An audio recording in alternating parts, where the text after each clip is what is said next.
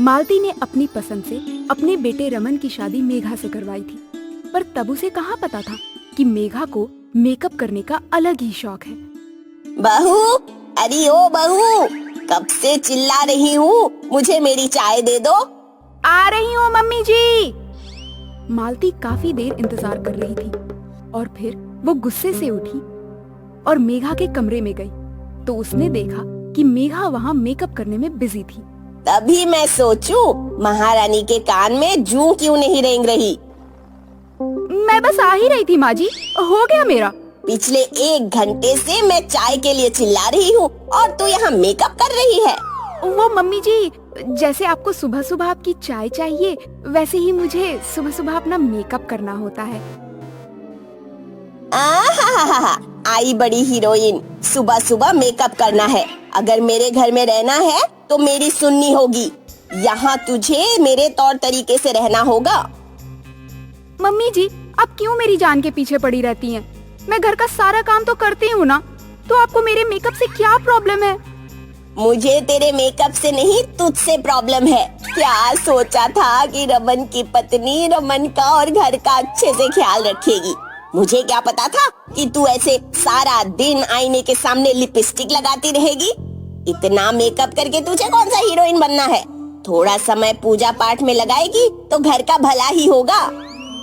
आप तो सारा समय पूजा पाठ करती हो, कौन सा भला हुआ इस घर का? मुझे जो करना है मैं वही करूंगी। इस तरह अक्सर मेघा और मालती का मेकअप को लेकर झगड़ा हुआ करता था। एक दिन की बात है, आज हमें मेरी सहेली के यहाँ जाना है, जल्दी तैयार हो जाना। जी मम्मी जी।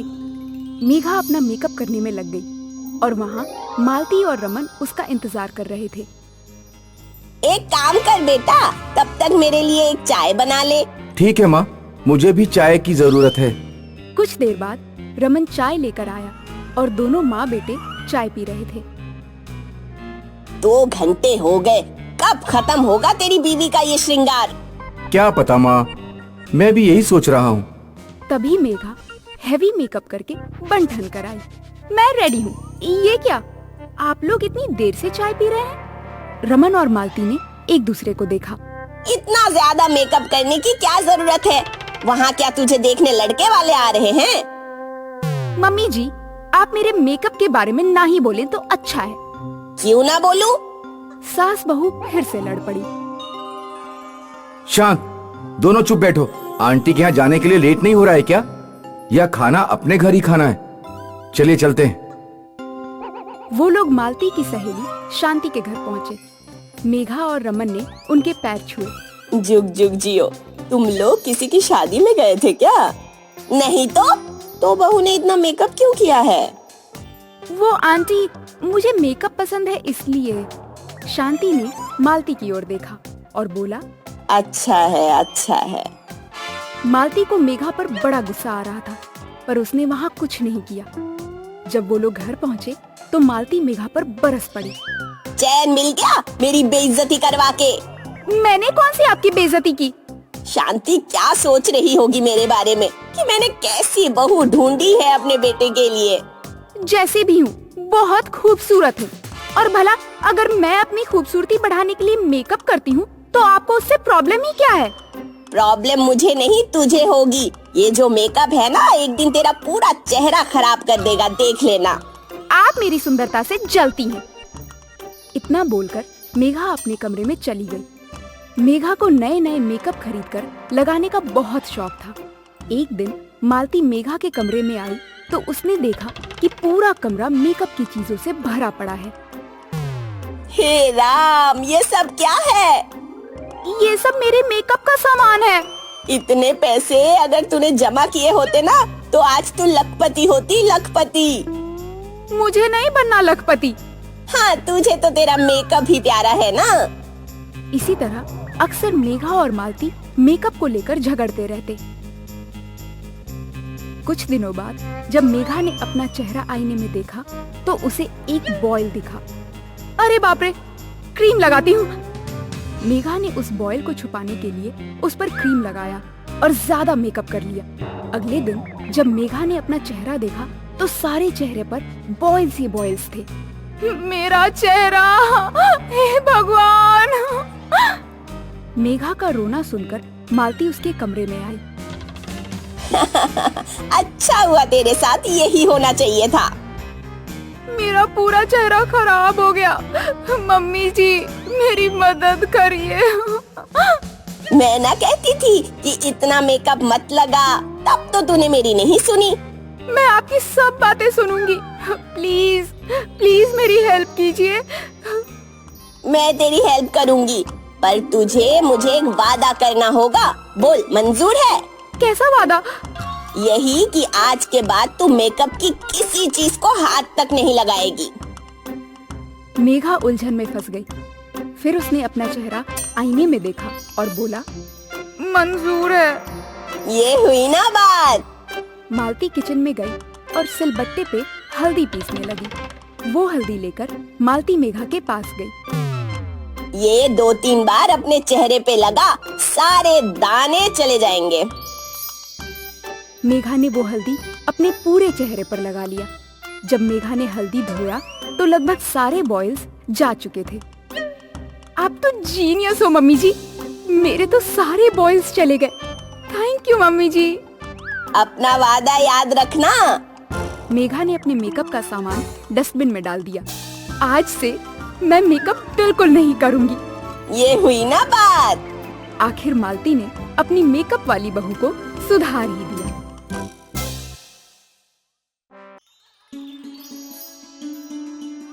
गांव की नीति की शादी शहर में अंश से होती है। वो दिखने में बहुत सुंदर, पढ़ा लिखा और स्मार्ट था।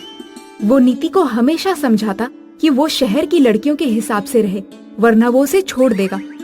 लेकिन नीति का जीवन अपने ही तरीके से चल रहा था। नीति, तैयार हो जाओ, हम लोगों को बाजार जाना है। क्या माँ, तैयार ही नहीं है वो?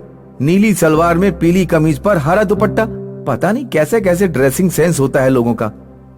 लोग नहीं है वो, बीवी है तेरी। पसंद थी तुझे तभी शादी की। और कमी ही क्या है? अच्छा बनाती है, अच्छा पकाती है। हाँ माँ, पकाती तो अच्छा है। दरअसल अंश हमेशा अपनी गांव की बीवी का मजाक बनाता। नीति पैसे वाली थी। उसके पिता ने नीति और अंश को शहर में रहने को घर दिलाया था, जिसके कारण ही अंश ने नीति से शादी की थी। लेकिन अब उसे गांव की लड़की पसंद नहीं आ रही थी। अरे यार, घर तो मैं बाद में भी बना लेता, लालच करके ही फंस गया। नीति समझ जाती कि उसके पति का उसके साथ मन नहीं लग रहा है। देखिए जी, बोलते नहीं है इसका मतलब ये नहीं कि पागल है, समझे? और जो ये कपड़ा कपड़ा किए जाते हैं ना, सब जानते हैं हम कि क्या पहनना है और क्या नहीं। और जो नहीं पसंद आ रहे हैं ना, तो छोड़ दो। कल ही अपना बोरिया बिस्तरा बांधो और पकड़ लो किराए के घर का रास्ता, समझे? अरे ओ बहुरिया, पगला गई हो क्या? मजाक कर रहा है अंश। वो क्या है ना, जरा तड़कती भड़कती लड़कियां पसंद करता है वो बचपन से ही। अरे क्यों नहीं बोलते हो अंश के बापू? हाँ हाँ बिटिया, वो तो कईयों बार अपनी माँ से बोलता था कि जाओ, वो क्या कहते हैं, हाफ पेंटवा पहन कर आओ। हाँ? नीति के सास ससुर समझते थे कि अगर उसने उन लोगों को पिता के दिए घर से निकाल दिया तो उन लोगों के पास शहर में रहने के लिए कोई छत नहीं रह जाएगी। वो समझ नहीं पाते हैं। देखो अंश बेटा, बता दे रहे हैं, अब हो गई है हमको शहर की आदत, समझे?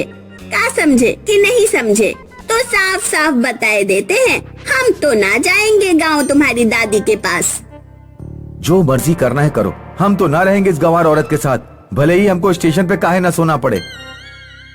नीति की सास को लगता है कि बेटा बिना बात का इमोशनल हो रहा है। वो नहीं समझ पाती है कि कैसे वो घर को दोबारा से बसाए। बहुत सोच विचार के बाद उसके मन में एक आइडिया आ ही जाता है। नीति बिटिया, एक बात कहनी थी, बुरा नहीं मानोगी ना? देखिए सासू माँ, माथा तो वैसे घर में है, लेकिन काम पते की होगी और कायदे की तो विचार कर लेंगे। देख बिटिया, अब तो जो है तू ही है हम लोगन खातिर। क्यों बहू बनाकर लाए थे? मानते हैं, लेकिन बिटिया अब तो इस शहर में तू ही सहारा है। हम ना जाएंगे अंश के साथ कहीं भी। नीति का दिमाग खराब हो जाता है, वो गुस्सा हो जाती है। बस बस यही सुनना रह गया था, शादी की हमसे, और बस इसलिए उन नालायक पति हमको छोड़कर जा रहा है क्योंकि हमको कपड़ा पहनने का सहूर नहीं है ना। अब देखो देखो घर में ही कैसे फैशन चैनल ना शुरू कर दिए। तो पापा हमारे विधायक हैं, मकान दिला सकते हैं तो टेलर भी बिठा सकते हैं। अंश के सर पर तो हाई फाई सी किसी मॉडल का भूत सवार था। वो गांव की प्यारी सी नीति को छोड़कर चला जाता है, लेकिन साथ में उसके माता पिता नहीं जाते। नीति हमेशा की तरह माता पिता की सेवा करती है, उनको खिलाती पिलाती और अपना बहू होने का धर्म निभाती। लेकिन एक दिन नीति के पास उसकी गांव की सहेली आती है। अरे कुलिया, तू तो बिल्कुल ही बदल गई रे। ये जीन्स टाइट टॉप, काजी हीरोइन बन गई हो क्या? पति के लिए खुद को बदल देगी क्या? तो बुराई क्या है? पति के लिए फैशन नहीं करूंगी तो क्या पड़ोसी के लिए करूंगी? नीति को समझ आ जाता है कि उसकी सहेली ने उसे जाने अनजाने में ये बता दिया कि थोड़ा सा खुद को बदलने में कोई दिक्कत नहीं है। नीति तुरंत सहेली से फैशन के 2-3 टिप्स लेती है और लग जाती है खुद को फिट करने में। अगले दिन नीति योगा मैट लेकर, माँ जी मैं जिम करने जा रही हूँ। जिम करने? वाह नीति, इससे तो तू फिट हो जाएगी बिल्कुल कटरीना कैफ की तरह। अब नीति खुद पर खूब ध्यान देती, डांस करती, जिम जाती और दिन भर फैशन की किताबें देखती। नीति बिटिया, भूख लगी है, कुछ खाना बनाया है? अरे खाना वाना नहीं बनेगा हमसे, कल ही सर्जरी कराए हैं मोटी नाक को पतला करने की। अगले महीने होठ को मोटा करेंगे और फिर बाल का एक्सटेंशन। बेटा वो तो ठीक है, लेकिन फिर तो तुम्हें कोई पहचान ही नहीं पाएगा। अरे तो ना पहचाने, कौन सा पहचान कर ऑटोग्राफ के लिए भागते हैं। हाँ, बहू अपना हुलिया सर्जरी और पार्लर से बदल देती है। महंगी मैगजीन से बड़े बड़े डिजाइनर के कपड़े पहनकर एक रोज वो कहीं जा रही होती है कि सामने से उसे अंश आता दिखाई देता है। अरे ये तो अंश है, अब इसे अपने जाल में फंसाती हूँ। अंश भी नीति को देखकर पहचान नहीं पाता है। हाय रे, क्या बला की खूबसूरत है ये, और एक वो गंवार थी मेरी बीवी। नीति और अंश आमने सामने आते हैं, जहाँ नीति अंश को देखकर हंसती है। हाय रे, तुम तो बिल्कुल ऐसे हंसती हो, ऐसे हंसती हो, ऐसे हंसती हो जैसे कि तुम्हारी बीवी। क्यों? अंश नीति को ध्यान से देखता है और कहता है, हाँ जी हाँ, सही बोल रही हो हुस्न परी, लेकिन कभी मैंने इतने ध्यान से उस गंवार का चेहरा देखा ही नहीं। कोई बात नहीं, तुम मेरा चेहरा देख लो, मैं पसंद हूँ तुमको। पसंद? अरे इतनी पसंद हो कि मैं अभी शादी कर सकता हूँ तुमसे। अच्छा, लेकिन तुम तो शादीशुदा लगते हो। अरे हाँ, लेकिन कहाँ वो गंवार और कहाँ तुम शहर की मॉडर्न हीरोइन। लेकिन अगर फिर कल को कोई मुझसे भी अच्छी मिल गई तो? नहीं नहीं, मैं तुम्हें कभी नहीं छोड़ूंगा, वादा।